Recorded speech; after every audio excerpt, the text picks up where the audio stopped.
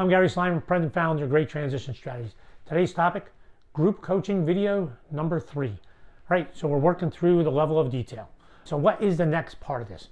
Now we're getting into the detail, and I'm going to tell you right now, look at your calendar. If you want to do this, look at your calendar and look at a minimum of 5 months. You could do it shorter, but I'd say a minimum of 5 months. Where would I put this in? What would make the most sense? And that's where I kind of ended up with the last video. What are the main components of coaching? Let's get a little more detail on each of those. 3 components: individual coaching, group coaching, peer coaching. Individual coaching, as a coach, I'm going to meet with each one of them individually, one-on-one. And this is where they set some goals, and we can use the data. We can use the data from the individual assessment to help them a little bit. We might do a whole debrief there. Debrief on the assessment, and you set the goals. Right, so individual coaching, 1 session at the beginning. Goal setting, where am I going in this program?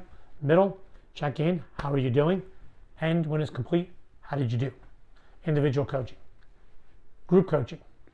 Group coaching sessions, they can be either 1.5 to 2 hours. You choose what works for your organization. Some organization, you're a consulting firm or you're billable by the hour, folks are in there fretting because this isn't billable, and that's what they get paid for. So what works for your organization? You have to think about those. All right, 1.5 I would say is the minimum. You're going to do some covering some topic, and then you're going to do some coaching in there as well. All right, now we're going to talk a little bit about the interval of these every 2 to 3 weeks. Next, last one, peer coaching. In session number 1, I teach folks how to peer coach. They're not going to be full coaches, but this is peer coaching, and the purpose is to have a peer that you're accountable to. They work on coaching skills. They work on listening skills. That helps them in this overall program. Now, we move them forward. So 3, individual, they've set some goals. Group coaching, we're now going to cover some topics that we talked about in the last video. And now, number 3, peer coaching to help keep individuals accountable. Last part. Now, at the beginning of this, I said, look at your calendar. Think of the interval. Optimum, I think, 3 weeks. You could do 2 weeks in between. Let's think 3 weeks. So let's think about the overall program, 5 months. And if you're going to put this thing on the calendar, you need some time to do the assessments. For the individuals take the assessments. You'll need some time, and a week's time, depending upon the number of folks in the program, to get debriefed on their assessment and have an individual coaching session.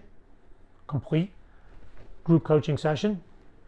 2 weeks in between. There'll be some homework. There'll be the opportunity for the peers to get together and do a peer coaching session.